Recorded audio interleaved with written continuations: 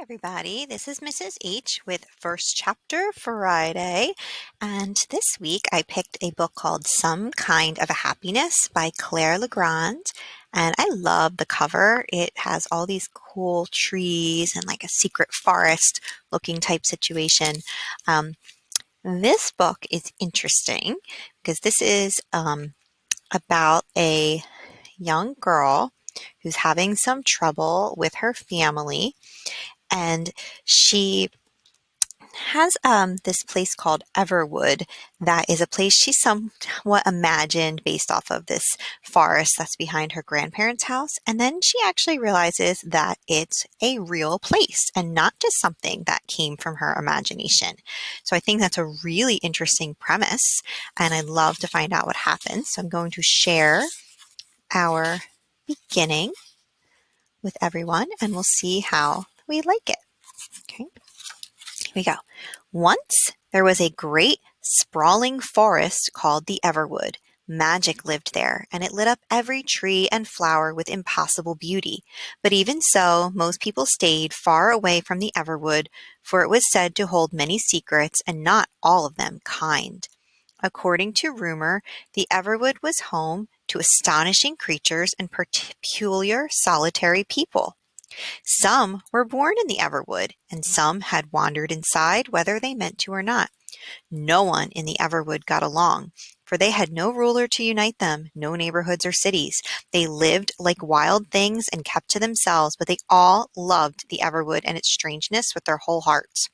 For it was their home, and it was all they knew. Or so the rumor said.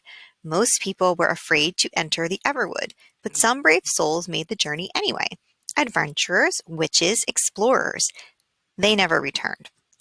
Perhaps the wild creatures who lived in the forest had trapped them there, or maybe the Everwood secrets were so enchanting that those who made it inside did not care to leave. Everyone who lived near the Everwood knew that it was home to two guardians. They were as ancient as the Everwood trees, and they protected the forest's secrets from outsiders. Throughout their long lives, the guardians had learned how to read certain signs: the wind in the trees, the chatter of the Everwood creatures. One summer, not so long ago, something happened that would change the Everwood forever. The ancient guardians determined that soon a terrible Everwood secret, one they had kept hidden for years, would come to light.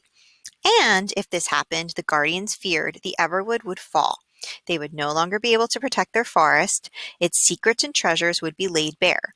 The people of the Everwood would lose the home they loved so much and forced out into the cold, wide world. So the guardians studied their signs, desperate for hope, and they found it, a small, cautious hope as clear to them as though it were a page in a book. The Everwood might fall, but it could still be saved, too, even then. The trees whispered it, the birds sang it. A fall does not have to be forever. All they would need to do is save the Everwood, said the guardian signs, was a queen. And a little history of Everwood, and now we're going to go right into Finley, our protagonist, into her mind. Why this summer will be the most terrible of my life. I will not be spending the entire summer at Hart House with my estranged grandparents. Estranged, a 9-letter word for kept at a distance. My cousins will be there too, off and on. That's what Mom and Dad tell me. Oh, they pop in and out, Grandma says. I hate when people pop in and out. Popping in and out is not very list-friendly behavior. Mom and Dad are taking me to Hart House because they are having problems and need some space to work it out. This, I assume, is a euphemism for divorce, or at least something leading up to divorce. Euphemism is a 9-letter word for a term or phrase seemingly innocuous. I will be far away from my bedroom at home, which is the only place where I can be entirely myself. There is a heaviness pressing down on me that makes it difficult to breathe.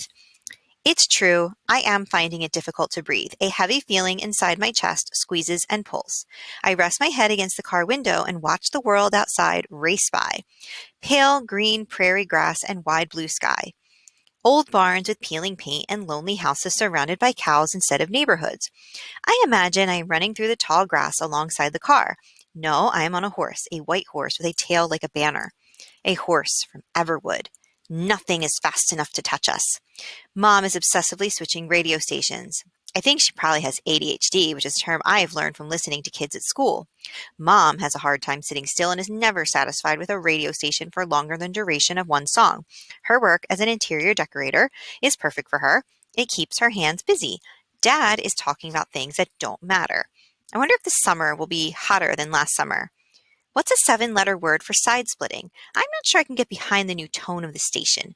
They like to pretend I don't notice the stiffness between them, that I don't notice how much more they've been working lately, even more than usual.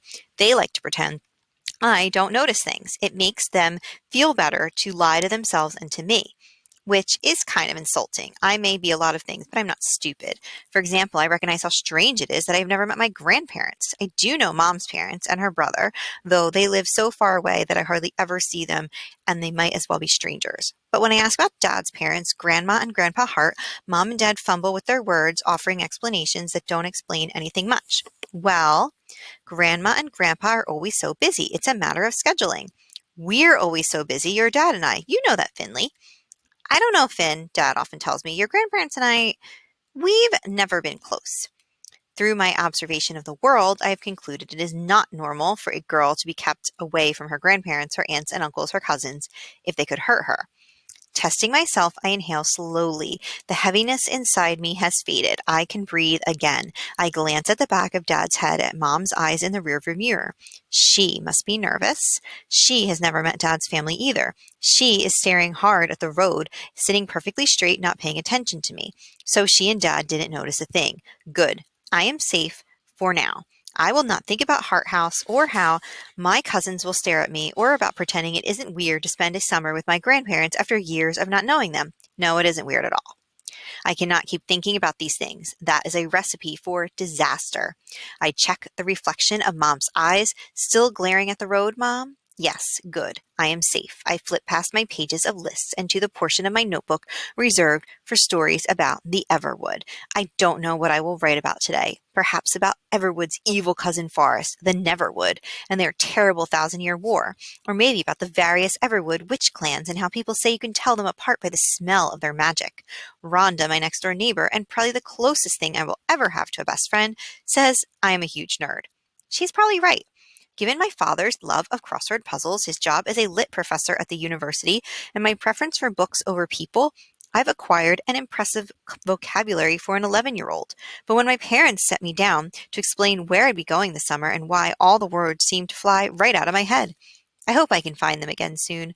My notebook, the last in a series of 12, has loads of blank pages in it waiting to be filled. And if I'm going to keep my grandparents from discovering my secret, I will need to write a lot.